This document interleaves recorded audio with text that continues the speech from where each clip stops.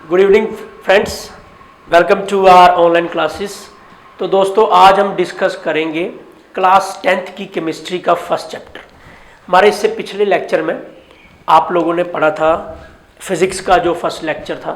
आज हम केमिस्ट्री का जो है फर्स्ट लेक्चर जो है फर्स्ट चैप्टर का डाल रहे हैं, जिसका नाम है केमिकल रिएक्शंस एंड इक्वेशन। तो दोस्तों थोड़ा सा आपको इसके बारे में पता होगा, तो सबसे पहले चैप्टर की इंट्रोडक्शन से ही हम लोग स्टार्ट करेंगे। पहला हमारे पास जो टॉपिक होगा वो होगा कि what is a chemical reaction. ठीक है दोस्तों, केमिकल रिएक्शन मतलब इसमें क्या होगा। चलिए कुछ एग्जांपल्स लेते हैं। सबसे पहले हमने ये लिया, that is melting of ice. Melting of ice. Number 2 ले लिया हमने बर्निंग ऑफ फ्यूल ले लिया। ठीक है दोस्तों, और एक हमने ले लिया डिसोल्यूशन ले लेंगे, dissolution of sugar in water, dissolution of sugar in water. और ले लेंगे हम लोग, चलिए ये काफ़ी 3 एग्जाम्पल से आपको क्लैरिफाई हो जाएगा। दोस्तों अगर आप ध्यान से देखिए, मेल्टिंग ऑफ आइस में क्या लग रहा है आपको, इसमें क्या हो रहा है, तो जब भी कोई केमिकल रिएक्शन होगी, यानी जब भी कोई एक प्रोडक्ट, आप 2 प्रोडक्ट रिएक्टेंट जो है वो रिएक्ट करेंगे और एक तीसरा न्यू प्रोडक्ट बनाएंगे जिनकी प्रॉपर्टी उन दोनों से अलग होगी, तब हम ये कह सकते हैं कि कोई केमिकल रिएक्शन जो है वो हो गई है। ठीक है, तो यहाँ से 2 डेफिनेशन छोटी छोटी निकलती हैं कि एक होती है हमारे पास फिजिकल चेंज, क्या होती है, और एक हमारे पास होती है केमिकल चेंज। ठीक है, हम दोनों को डिस्कस करेंगे और आपको ये वाली चीज़ जो है वो क्लैरिफाई हो जाएगी। तो फिजिकल चेंज क्या होगा, वो वाले processes, the processes in which no new chemicals are formed, उन्हें आप लोग कह सकते हो फिजिकल चेंज हुई है। ठीक है, इसमें ओरिजिनल जो सबस्टांस होता है वो अपनी नेचर जो है वो लूज करता है और न्यू सबस्टांस उसको बनाना चाहिए, बट एक्चुअली वो बना नहीं पाता। तो इस तरह की जो चेंजेस होती हैं उसे लोग क्या कह देते हैं, तो फिजिकल चेंज है। लेकिन इसमें क्यों नहीं बनता, क्योंकि उसका जो नेचर है सबस्टांस का, जो पुराना हमारा रेक्टेंट जिसे बोलते हैं लोग, वो अपना नेचर ही नहीं चेंज करता। लेकिन केमिकल में ऐसा नहीं होता। केमिकल में जो रिएक्टेंट होते हैं आपके, वो अपनी नेचर जो है वो चेंज करते हैं, तो चेंज देयर नेचर, और फिर क्या करते हैं, एक न्यू प्रोडक्ट की आपने यहाँ पर प्रोडक्शन होती है, तभी जाकर हम लोग उसे कहते हैं कि भाई ये केमिकल चेंज हो गई। फॉर एग्जांपल, ऐसे जनरल एग्जांपल ले रहा हूँ, भाई हाइड्रोजन गैस है और ऑक्सीजन उसके साथ टाई अप हो रहा है, दोनों का नेचर जो है वो अलग अलग है, लेकिन जो फॉर्मेशन हो रही है वो H2O की हो रही है। फॉर एग्जाम्पल ऐसे लगा लो, तो वाटर क्या है भाई, ये तो लिक्विड है और इसकी प्रॉपर्टी इन दोनों से अलग अलग है, क्योंकि ये गैस है ये भी गैस है, लेकिन अब बन क्या रहा है भाई, वाटर बन रहा है। हम जरूरी नहीं ये एग्जांपल नहीं, H2O2 भी ले सकते हैं, बट कहने की मतलब ये होती है कि सिस्टम के अंदर क्या है, कोई केमिकल चेंज आई है। तो इस तरह की रिएक्शंस को आप लोग कह सकते हो। जैसे burning of fuel is a good example of chemical change. ठीक है कि नहीं। तो dissolution of A sugar in water, जब शुगर को आपने वाटर में मिलाया तो वो घुल गई, मिक्सअप हो गई, अब जो प्रोडक्ट आपका बना है वो कोई न्यू है। तो ये भी हम लोग एग्जांपल दे सकते हैं केमिकल चेंज की। ठीक है दोस्तों, चलिए तो इसी के आगे हम पढ़ेंगे। अब जो टॉपिक छोटा सा आता है कि भाई what are the reactants and product, इसी के साथ टाई अप करके हम केमिकल रिएक्शंस की ही बात कर रहे हैं। केमिकल रिएक्शन में 2 चीजें और आती हैं कि भाई what are reactants and products. ठीक है, तो दोस्तों रिएक्टेंट्स मैंने अभी आपको बताया था कि वो वाले substances, the chemical that take part originally in reactions is known as reactants. ठीक है, इज नोन एज रिएक्टेंट। चलिए कोई एग्जांपल लेते हैं। एग्जांपल लेने के लिए हम लोग क्या लिया, हमने बहुत ही जर्नलाइज एग्जांपल लेंगे। हमने क्या कर दिया, HCl को, चलिए ऐसा करते हैं, कोई नॉर्मल एग्जांपल लेते हैं। चलो तो ले लिया हमने H2 + O2, ये दोनों क्या कर रही हैं, हमारे पास वाटर बना रही है। ठीक है, जो कि लिक्विड फॉर्म में है, ये हमारी गैस फॉर्म में है, ये भी हमारी गैस फॉर्म फॉर एग्जाम्पल। ठीक है, तो दोस्तों H2 H2 और O2 इस जगह पे क्या है भाई, ये रेक्टेंट्स है। ये क्या है, ये हमारे पास क्या बन जाते हैं, ये है रेक्टेंट्स। जो सबस्टांस रिएक्शन होने से पिछली वाली साइड, आप ऐसा बोल सकते हो, और we can say the substances on the left hand side of a chemical reaction is known as reactants. और जो बिल्कुल उसके राइट साइड में होते हैं उन्हें लोग क्या कह देते हैं, उन्हें लोग कह देते हैं प्रोडक्ट्स। ठीक है, तो the new chemical which is formed by the combination of two और मोर रेक्टेंट, जब वट एवर सो, जितने भी आपके रिएक्शन के अंदर हैं उसे लोग कह देते हैं प्रोडक्ट। इस केस में इसे लोग क्या कहेंगे, प्रोडक्ट। ठीक है, मुझे उम्मीद है कि आप लोगों को रेक्टेंट और प्रोडक्ट की जो डेफिनेशंस हैं वो क्लैरिफाई हो गई होगी। बहुत ही इजी है, आप इसमें टेंशन लेने वाली कोई बात नहीं है। तो चलिए आगे चलते हैं।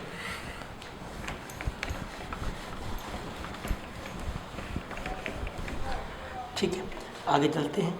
तो दोस्तों आगे क्या है, हमारे पास एक एग्जांपल है, कुछ एग्जांपल्स रहेंगी। Some common examples of chemical reactions, कुछ कॉमन एग्जांपल्स जो हम लोग केमिकल रिएक्शंस की लेंगे। जैसे हमने क्या किया, जिंक ले लिया, नंबर 1। जिंक के साथ हमने क्या किया, जिंक लेने के बाद हमने क्या किया, हाइड्रोक्लोरिक एसिड ले लिया, HCl लोग उसे कहते हैं। ठीक है, जब हमने ये चीज़ ली, हमें पता है यहाँ क्या बनता है, zinc chloride, ZnCl, ZnCl plus hydrogen gas, H2 बोलूँगा उसको, हाइड्रोजन गैस, ZnCl2 होता है मेरे ख्याल से।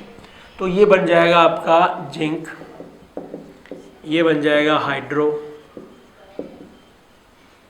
क्लोरिक एसिड, और ये आपका बन जाएगा जिंक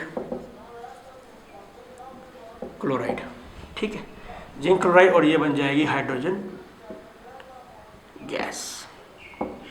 ठीक है दोस्तों, अब आपको पता चल रहा होगा कौन सी रिएक्शन हुई है। देखिए ध्यान से, यहाँ से लेके यहाँ तक डिस्प्लेसमेंट रिएक्शन हुई। हालांकि ये थोड़ा आगे टॉपिक है, लेकिन मैंने आपको ऐसे बता दिया, डिस्प्लेसमेंट रिएक्शन हुई है, क्योंकि zinc is a active metal then hydrogen, तो उसने उसको रिप्लेस किया।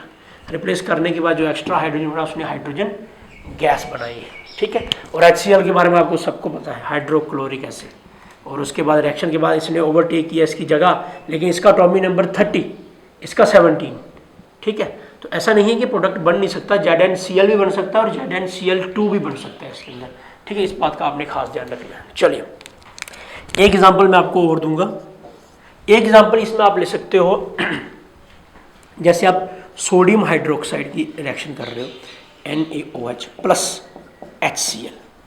ठीक है, और इसकी आपने रिएक्शन करवा दी, यानी कि मैं सॉल्ट बनाने की कोशिश कर रहा हूँ, अगर बनता है तो सॉल्ट बनाएंगे तो यहाँ से सबको पता है कि भाई NaCl बन जाता है, प्लस बन जाता है वाटर। ठीक है दोस्तों, तो यानी यहाँ पर क्या हुआ, इसको बोलते हैं लोग सोडियम हाइड्रोक्साइड, इसको बोलते हैं हम सोडियम क्लोराइड। ठीक है दोस्तों, इसको बोलते हैं सोडियम, इसको बोलते हैं हाइड्रो क्लोरिक एसिड, इसको बोलते हैं सोडियम क्लोराइड, जो आप नमक खाते हो घर पे, और ये हो गया वाटर। ठीक है दोस्तों, तो जब भी सोडियम हाइड्रोक्साइड HCl के साथ कंबाइन करेगा तो ये रिएक्टेंट कंबाइन होंगे, हमें जो प्रोडक्ट मिलेंगे वो इन दोनों से अलग होंगे, और इनकी जो प्रॉपर्टीज होंगी इन दोनों से अलग भी होंगी। ठीक है दोस्तों, अच्छा चलिए ये भी क्लियर हो गया। अब एक छोटा सा टॉपिक है, इसी के साथ मैं केमिकल रिएक्शन का जो चीज़ है उसमें क्लैरिफाई कर दूंगा आप लोगों को कि what are the characteristics, what are the characteristics of a chemical reactions, कि जब कोई एक केमिकल रिएक्शन होती है तो उसके मेन जो है कैरेक्टराइज क्या होते हैं। नंबर 1 में थोड़ा सा लिख लूँगा यहाँ पर, फॉर्मेशन ऑफ प्रेसिपिटेट। ठीक है, नंबर 2 इवोल्यूशन ऑफ गैसेस,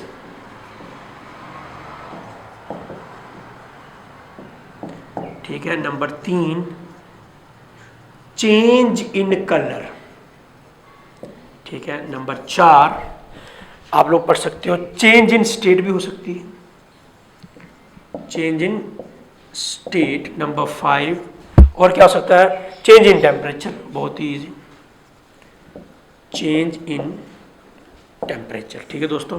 तो इन पांचों को थोड़ा थोड़ा डिस्कस करेंगे।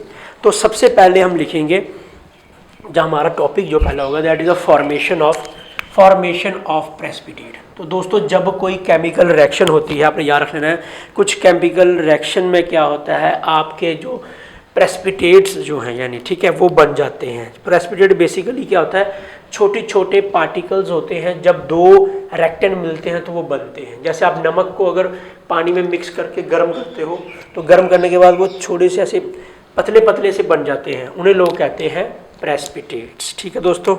चलिए नेक्स्ट करेंगे, कुछ केमिकल रिएक्शंस होने में क्या होता है, आपकी गैस जो है वो दी जाती है अंदर से, या फिर क्या होता है, कुछ रिएक्शन ऐसी होती है जिसमें गैस जो है वो निकलती है।